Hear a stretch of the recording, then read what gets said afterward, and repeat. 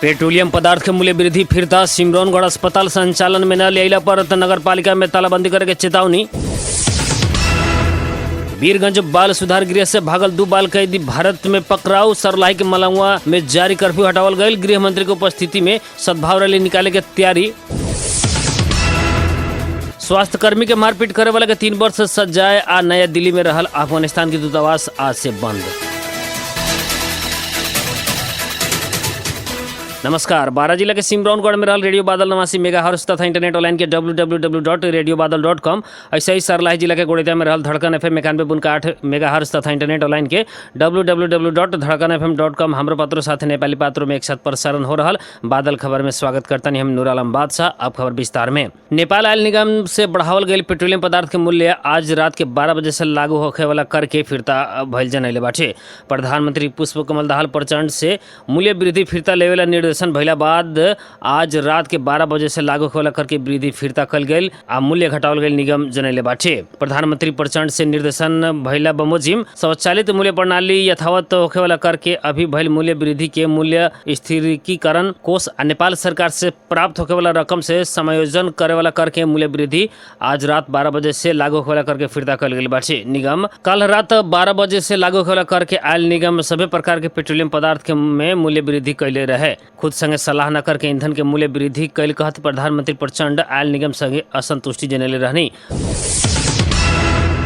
बारा के सिमरौनगढ़ नगर पालिका वार्ड नंबर 7 स्थित नगर अस्पताल संचालन करेला बारा उद्योग वाणिज्य संघ सिमरौनगढ़ नगर पालिका के नगर प्रमुख किशोरी प्रसाद कलवार के ज्ञापन पत्र बुझले बाटे। 2 महीना से ज्यादा समय से अस्पताल बंद भइला पर सेवाग्राही सब शास्ति भोग रहल आयल बाटे। 2 महीना से ज्यादा समय से अस्पताल बंद के मद्देनजर करत संघ नगर प्रमुख कलवार के ज्ञापन पत्र बुझले बाटे। संघ कार्यपालिका के बैठक में नगर प्रमुख कलवार के ज्ञापन पत्र बुझले रहनी। 3 दिन भीतर अस्पताल पुनः संचालन में न लेले में नगर पालिका के कार्यालय में तालाबंदी करके संघ के पदाधिकारी सब चेतावनी दिले बाटे। उद्योग वाणिज्य संघ सिमरौनगढ़ के अध्यक्ष लालबाबू प्रसाद कुशवाहा नगर प्रमुख कलवार के पत्र बुझाइले बानी। उक्त अवसर में उद्योग वाणिज्य संघ के सिमरौनगढ़ के सचिव रामबाबू कुशवाहा, कोषाध्यक्ष दिनेश प्रसाद जायसवाल, सदस्य राजकिशोर सिंह लगायत के उपस्थिति रहल रहे। नगर पालिका करार सेवा के कर्मचारी के सेवा अवधि थप न कैला बाद मासिक तलब भी न मिलला से समस्या पड़ल स्वास्थ्य कर्मी या कर्मचारी सब अस्पताल बंद करके आंदोलन करत आयल बाटे।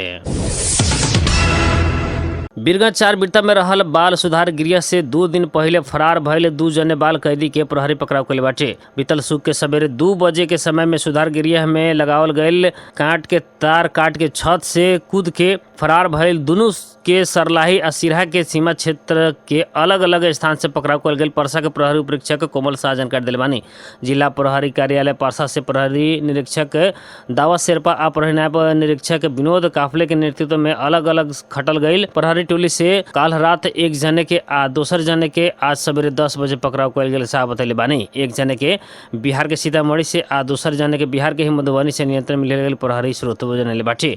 बाल सुधार गृह से ये सुख के सवेरे 2 बजे कर्तव्य जान मुदा के अभियुक्त सरलाही के अमरकांत ठाकुर जबरदस्ती करने मुदा के सप्तरी घर भइल पांडव यादव फरार भइल रहनी। प्रहरी के अनुसार शुक्रवार सवेरे सुधार गृह से भागल दोनों बाल कैदी सब वीरगंज के मुख्य भंसार नाका शंकराचार्य गेट अगाड़ी से भारत के रक्सौल तरफ गईल दृश्य नाका में जड़ान कल गए CCTV में रिकॉर्ड भइल रहे। 126 जने बाल कैदी राखल गईल बाल सुधार गृह में गत भादो 26 गते बाल कैदी सब बीच विवाद होकर झड़प भइला पर 3 प्रहरी आ 11 जने बाल कैदी सब घायल भइल रहे। सरलाही के मलंगवा क्षेत्र में 10 दिन से जारी कर्फ्यू हटावल गई बाटे। प्रमुख जिलाधिकारी इंद्रदेव यादव के अगुवाई में बैठल सर्वपक्षीय बैठक से मलंगवा क्षेत्र में लगावल गई कर्फ्यू निष्क्रिय करे के निर्णय कल गई बाटे। बैठक से आसीन 18 गते बृहत सद्भाव रैली निकाले के निर्णय भी कल गई बाटे। सद्भाव रैली में उप प्रधान एवं गृह मंत्री नारायण काजी श्रेष्ठ सहभागी के प्रजिया यादव जानकारी दिले बानी। आसीन 4 गते मूर्ति विसर्जन करे के क्रम में 2 पक्ष भी झड़प भइल रहे। झड़प से उग्र रूप लेला बाद प्रशासन उहे रात के 10 बजे से अनिश्चितकालीन कर्फ्यू आदेश जारी कैले रहे। स्थिति में सुधार अइला बाद प्रशासन आसीन 8 गते कर्फ्यू के समय घटा के रात के 8 बजे से सवेरे 4 बजे तक तोकले रहे। महोत्तरी के भंगहा नगर पालिका में लागू औषध गांजा बिक्री वितरण कैल आरोप में एक महिला पकड़ाऊ पड़ल बानी। पकड़ाऊ पड़ल में भंगहा नगर पालिका 9 हरी नमरी के सुनील राम चमार के श्रीमती वर्ष 27 के रीना कुमारी देवी बानी। गोप्य सूचना के आधार में आज सवेरे 10:30 बजे उनकर घर में प्रहरी चेक जांच कैले पर 250 ग्राम सहित पकड़ाऊ कैल गेल जिला प्रहरी कार्यालय महोत्तरी जनल बाटे। सीतापुर प्रहरी चौकी के प्रहरी टोली उनका के पकड़ाऊ कैले बाटे। उनकर पति के खोजी कार्य जारी आवश्यक अनुसंधान हो रहल प्रहरी जनले बाटे। चोरी पैठारी के 100 गो वॉकी टॉकी सेट सशस्त्र प्रहरी सप्तरी से बरामद कैले बाटे। भारत से अवैध रूप में लिया रहल 8 लाख रुपया बराबर के वॉकी टॉकी सशस्त्र प्रहरी बल नेपाल BOP छिन्नमस्ता गांव पालिका 2 मोहनपुर से बरामद कैले बाटे। सेट लिया वाला व्यक्ति गश्ती में रहल सशस्त्र प्रहरी के देखते फरार भइल सशस्त्र प्रहरी बल के सह प्रवक्ता DSP शैलेंद्र थापा बताइनी। विशेष करके सुरक्षाकर्मी से प्रयोग करे के रेडियो सेट के प्रयोजन के खातिर लियावल गईल रहे त खुले ना सकल उहाँ के बतैले बानी। स्वास्थ्य कर्मी के पीटे वाला के 3 वर्ष से ज्यादा के सजाए होखे वाला कानूनी प्रबंध करेला सरकार सहमत भइल बाटे। काल भइल 6 बूंदे सहमति संगे बीतल मंगल से चल रहल स्वास्थ्य कर्मी सबके आंदोलन फिरता भइल बाटे। मणिपाल अस्पताल पोखरा लगायत के स्थान में कूटपीट भइले बाद स्वास्थ्य कर्मी सब सुरक्षित कार्यस्थल संघर्ष समिति बना के आंदोलन में उतरल रहे लोग। सरकार से घटना में संलग्न सबके कानून अनुसार कार्रवाई करे के बतैला पर भी डॉक्टर लोग आंदोलन जारी रखले रहे। विद्यमान कानूनी व्यवस्था से स्वास्थ्य कर्मी तथा स्वास्थ्य संस्था में कार्यरत कर्मचारी के मनोबल न उठे के कहत उ लोग के मारपीट करे वाला के 3 वर्ष से ज्यादा के सजा होखे के मांग कैले रहे। स्वास्थ्य कर्मी तथा स्वास्थ्य संस्था में कार्यरत कर्मचारी ऊपर हाथ पद कैला में 1 वर्ष कैद आ 1 लाख रुपया तक जरिमाना दोनों सजा होखे के व्यवस्था बाटे।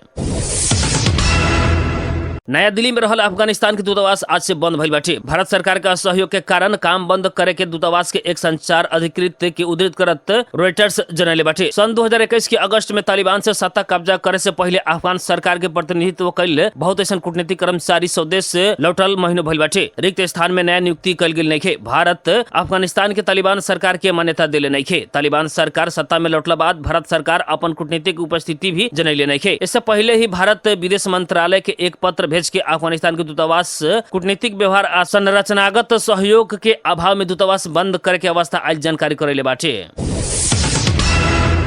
सिनेमा जगत में ऑन स्क्रीन सबसे पसंदीदा जोड़ी में से एक दिनेश लाल यादव निरहुआ और आम्रपाली दुबे नया फिल्म दीवानगी के शूटिंग शुरू कैले बानी लोग। भोजपुरी फिल्म दीवानगी के निर्माता यूनाइटेड किंगडम के कैम्ब्रिज में शूटिंग कर रहल बा लोग। दिनेश लाल यादव निरहुआ और आम्रपाली दुबे के जोड़ी बहुत ऐसा हिट भोजपुरी फिल्म में काम कर चुकल बाटे और दर्शक ई जोड़ी के खूब पसंद करेला। ई दोनों मशहूर हिंदी कॉमेडी शो में भी नजर आ चुकल बानी। ई जोड़ी फिल्म जगत से लेके देश के नामी हस्ती तक भी अपन पहचान बना चुकल बाटे। बता दे कि दिनेश लाल यादव निरहुआ और आम्रपाली दुबे के जोड़ी आजकल अपन आए वाला फिल्म फसल के लेके काफी चर्चा में बानी। इस फिल्म में एक बार फिर से निरहुआ और आम्रपाली दुबे के जोड़ी एक साथ ऑन स्क्रीन दिखाई दी। भोजपुरी सिनेमा जगत में कहल जाला कि जब इस जोड़ी एक साथ पर्दा पर आवेला त कमाल धमाल और बवाल मचावेला। निरहुआ और आम्रपाली दुबे के जोड़ी के भोजपुरी दर्शक बहुत ही प्यार करेला। बादल खबर में मौसम संबंधी जानकारी। रेडियो बादल 89 मेगाहर्ट्ज द्वारा मापन कैल गेल अनुसार सिमरौनगढ़ लगायत आसपास के क्षेत्र के अभी के न्यूनतम तापक्रम 28 डिग्री सेल्सियस रहल बा। ऐसे आज सवेरे 29 दोपहरिया 29 डिग्री सेल्सियस रहल रहे। आज रात में 26 डिग्री सेल्सियस तापक्रम रहे के अनुमान कैल गेल बाटे। ऐसे आज सवेरे 5:58 पे बेर उगल रहे तो संझिया 6:52 पे बेर डूबल बाटे। आज के खातिर बादल खबर इतने जाते जाते प्रमुख खबर एक बार फिर से। पेट्रोलियम पदार्थ के मूल्य वृद्धि फिरता। सिमरौनगढ़ अस्पताल संचालन में न लेने पर नगर पालिका में तालाबंदी करके चेतावनी। बीरगंज बाल सुधार गृह से भागल 2 बाल कैदी भारत में पकड़ाऊ। सरलाही की मलंगवा में जारी कर्फ्यू हटावल गईल। गृह मंत्री की उपस्थिति में सद्भाव रैली निकाले की तैयारी। स्वास्थ्य कर्मी के मारपीट करे वाला के 3 वर्ष सजाए। नया दिल्ली में रहल अफगानिस्तान के दूतावास आज से बंद। 12 जिला के सिमरौनगढ़ में रहल रेडियो बादल 89 मेगाहर्ट्ज साथ इंटरनेट ऑनलाइन के www.radiobadal.com। ऐसे ही सरलाई जिला के गोड़िया में रहल धड़कन FM 91.8 मेगाहर्ट्ज साथ इंटरनेट ऑनलाइन के www.dharakanfm.com। हमारे पत्र साथे नेपाली पात्र में एक साथ प्रसारण हो रहल बादल खबर से प्राविधिक मित्र रुस्तम सहित हम नूर आलम बादशाह के विदा दी। नमस्कार।